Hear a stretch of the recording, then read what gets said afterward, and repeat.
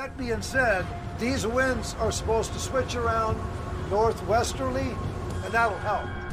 So eventually this ice is going to recede. And so there is another window of time for us.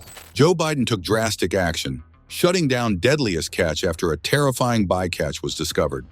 The crew encountered something so horrifying during a storm that it left even the toughest fishermen shaken. I'll let them stack that. They can put that pot away and come in and not get hurt. That's all I'm going to ask of them.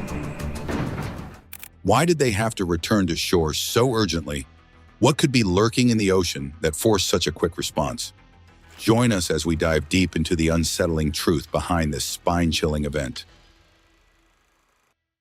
Racing against the storm in Alaska's icy waters, the vessel is making its way 260 miles northeast of Dutch Harbor to wrap up the king crab fishing season. The skipper, Jonathan Hillstrand, is in unusually high spirits as this marks their 4th trip out this season. He's really happy with what they've managed to haul in so far. Numbers are looking good with catches in the 40s and 50s. The rest of the crew is just as pumped, although some of them humorously refer to themselves as short-timers. If Jonathan can steer them successfully through this last bit, they'll soon be heading back to shore.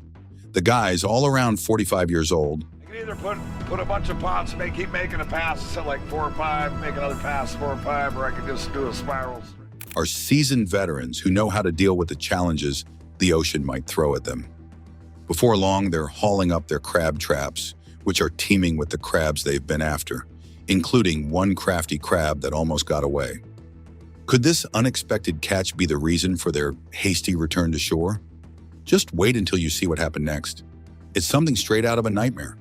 Throughout the season, they've been smart about where they place their traps in the ocean, and it's really paid off. Jonathan is particularly thrilled with one trap that's just overflowing with crabs. He's calling it the sweet spot.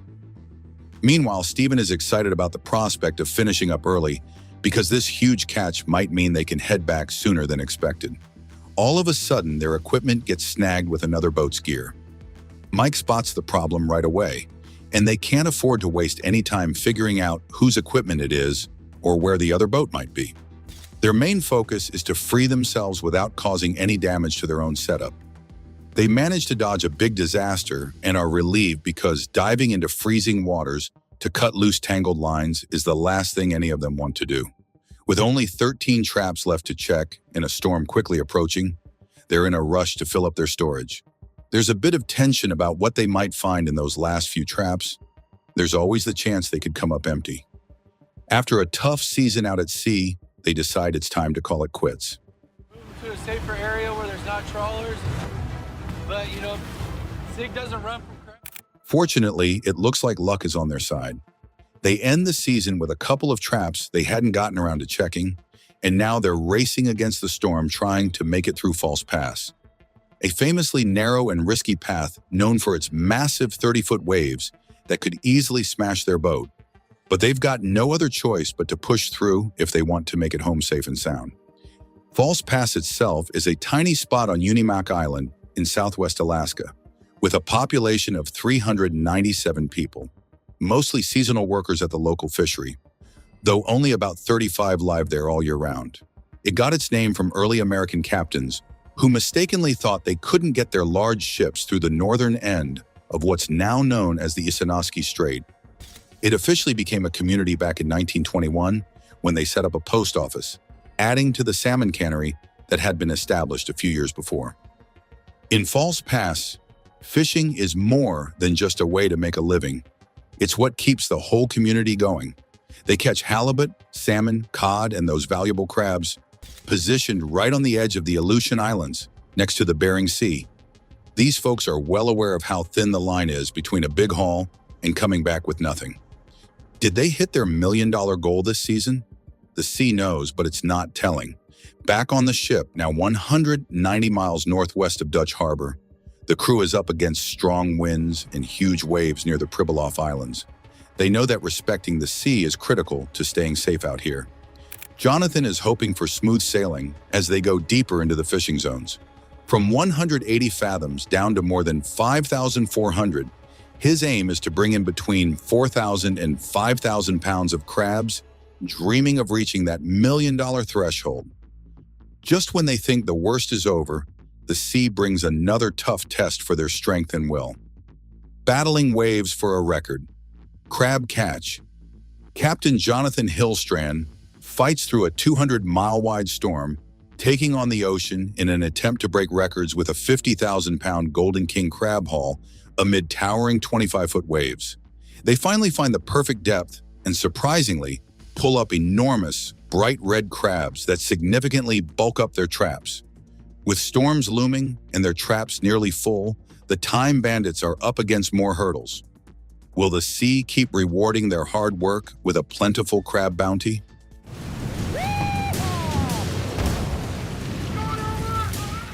King crabs are a major highlight of their catch, famous for their size and delicious meat. These crabs, thought to have evolved from hermit crabs, are a testament to the incredible adaptability of marine life, thriving in the icy depths of the Bering Sea and beyond. These crabs are not just a showcase of the diversity of marine life, but also a prize catch that brings significant rewards each season. Crab fishing might sound like an adventurous expedition, but it's actually more like a high-risk gamble where the dangers are real and the stakes are incredibly high. Consider the horseshoe crabs, also known as king crabs, for instance. Their life begins anew each spring, when the eggs laid the previous year hatch. Before these crabs can reproduce, they must undergo a molting process, shedding their old shells. The female crabs then carry the eggs externally for nearly a year, timing the hatching to coincide with the spring plankton bloom, which serves as food for the newborns. These juvenile crabs go through several growth stages, transitioning from one form to another, gradually adopting the features and traits of adult crabs. Initially, they stick to shallow waters, but as they grow older, they move into deeper waters to lay their eggs, only to return to the shallows annually until their life cycle, which can last up to 30 years, comes to an end. Now let's take a closer look at the situation with these crabs. While the Alaska Department of Fish and Game might say that red king crab populations are stable, a broader look reveals a less rosy picture. Many crab stocks in Alaska are declining, leading to restrictions or even a complete halt in fishing in some areas to prevent further declines. Although some areas still allow fishing under strict limits to ensure sustainability, it's clear that the overall health of Alaska's crab populations is deteriorating. These crabs naturally experience cycles of abundance and scarcity, heavily influenced by environmental factors, which means fishing must be carefully managed to prevent depleting the stocks. Devastating Alaska's commercial fishing industry and the livelihoods of those who depend on it. Keeping a close eye on population changes and adjusting fishing practices accordingly is crucial for sustainable management. In 2011, the industry brought in 17 million pounds of red king crabs, worth over $110 million, underscoring the significant economic value of this fishery. Genetic studies provide more insight into the close kinship between red king crabs and hermit crabs, clearly visible in their uneven claws. They use the smaller claw for handling their food and the larger one for crushing. Alaska's chilly waters are also home to other rare species of king crabs, like the blue, golden, and scarlet types. To protect themselves, king crabs band together in groups known as pods, stacking up in large numbers to create a defensive wall against predators. These pods can grow impressively large, with thousands of crabs piled up into monumental stacks. Captain Jonathan Hillstrand and his crew are constantly on the lookout for the best marine conditions for catching king crabs. It's more than just casting nets. It's about deeply understanding the sea's depth and pinpointing the prime locations where crabs gather. With expensive equipment at stake, each decision to shift locations comes with high financial stakes. Occasionally, the captain decides to risk it and bet on spots he feels might yield a good catch, even if it means braving rough waters and risking costly gear. With a big storm behind them and another one coming, the crew faces a choice that could change everything for their season: chasing gold in the deep waters. As he makes his way to a deep 400-fathom ridge, he is driven by the potential of hitting a jackpot with golden king crabs. Battling against strong winds and choppy seas, the sight of sizable crabs lifts the crew's morale, affirming the captain's intuition. Yet the task is strenuous, and ensuring safety becomes paramount as they maneuver through perilous waters. The crew must be strategic, constantly adjusting their tactics like chess players, responding to the unpredictable sea. With their ship fully loaded and a storm looming, they must carefully pass through False Pass. The path home is laden with uncertainty. There are days when the sea is generous, rewarding the crew with catches that almost hit $1 million. However, not every day brings such fortune. Sometimes the nets return empty or filled with unwanted debris, underscoring the capricious nature of crab fishing.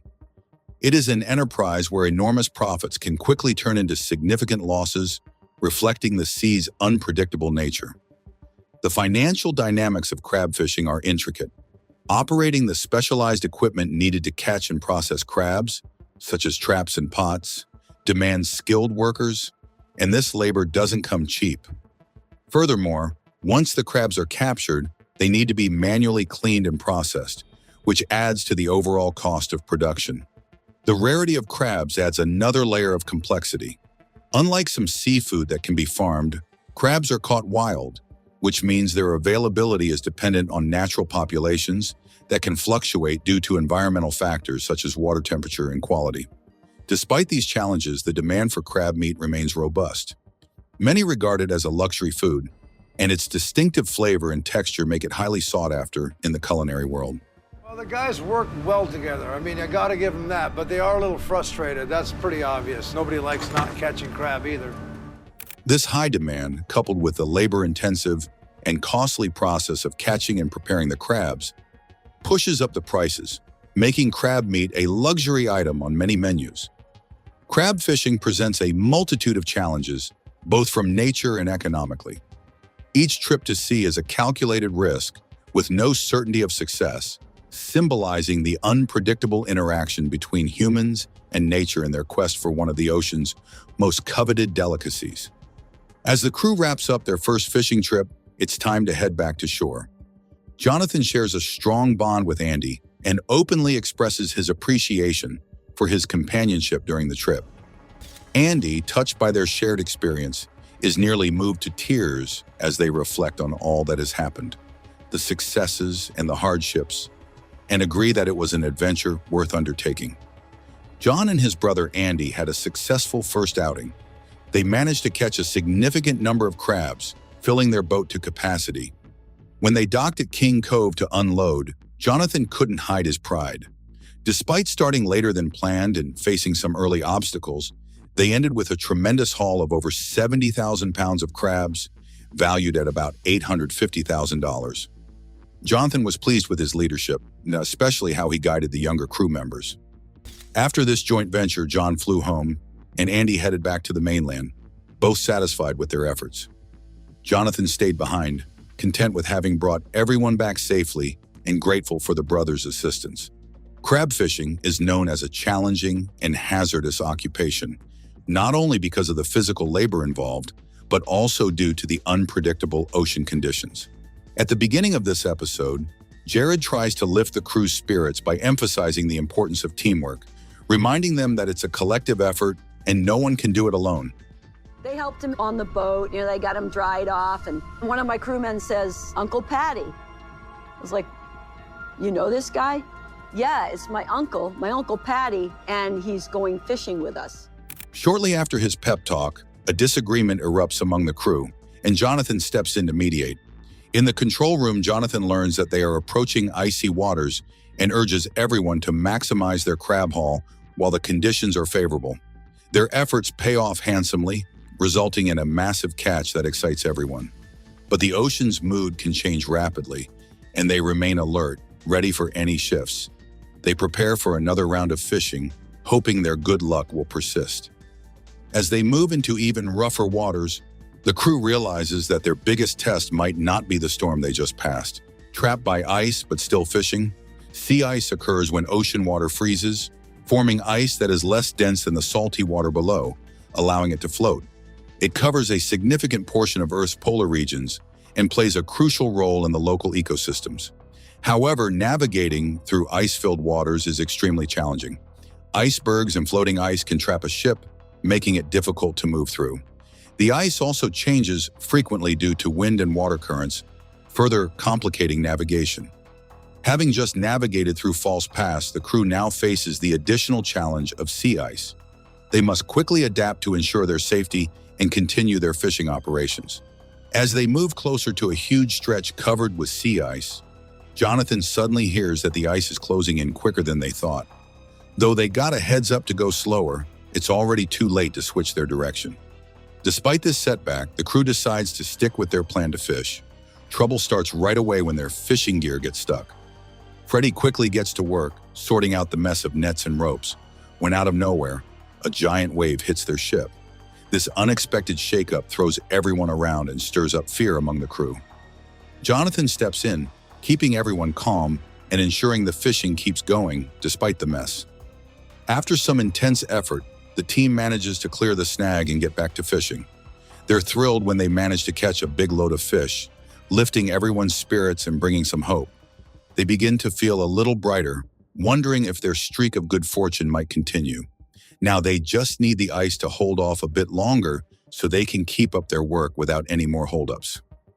Over in another part of the sea, Captain Sig and his crew are getting into some risky tactics called corking. They're trying to draw crabs away from another crew's well-baited traps to their own.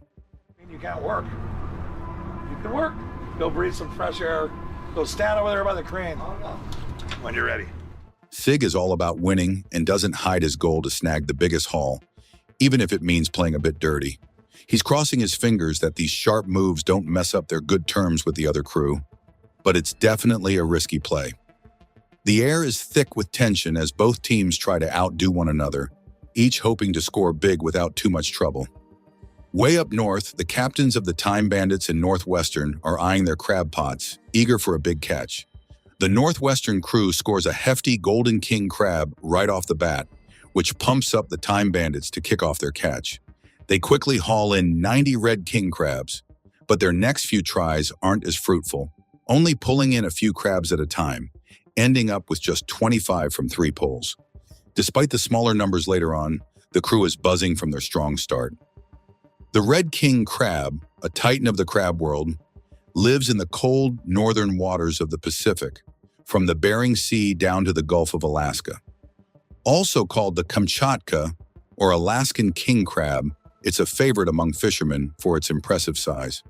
It can stretch nearly 6 feet across and weigh as much as 28 pounds, though nowadays the crabs usually don't get bigger than 6 inches across the shell. The typical male crab caught these days in the Bering Sea weighs about 6.4 pounds. They're named for the bright red color they turn when cooked, even though they are naturally a deep red-brown. As the episode continues, the 4th try by the Time Bandits to net more crabs comes up empty because of a trap door that wasn't set right, which they quickly fix. Their 5th attempt also doesn't pan out, causing some worry on the Time Bandits' ship. But the weather's it's not letting up again today. It's be again today. I'm sorry they're getting wet. But I could conceivably do this. If we get through this today. Andy suspects someone might be messing with them, especially since these issues started when Captain Sig from the Northwestern was around. Andy calls up the Northwestern, noting the odd way the pot doors were tied up, unlike their usual method. Captain Sig assures him that he hasn't messed with their traps. Jonathan is feeling frustrated, thinking that someone might have fiddled with their gear. With no other ships showing up on their radar and no solid proof of tampering, it's a really annoying situation. Kicking off the season with these kinds of problems isn't great, and as things progress, Captain Sig starts to worry that his crew might run into similar issues soon. This story showcases the tough and highly competitive world of crab fishing, where crews not only have to deal with the rough sea conditions, but also the intense competition from other fishermen. Could Joe Biden's decision to shut down Deadliest Catch be more than just a reaction to a terrifying bycatch? Or is there something deeper at play, possibly even linked to the government? Share your thoughts on what might really be going on, and don't forget to like and subscribe for more.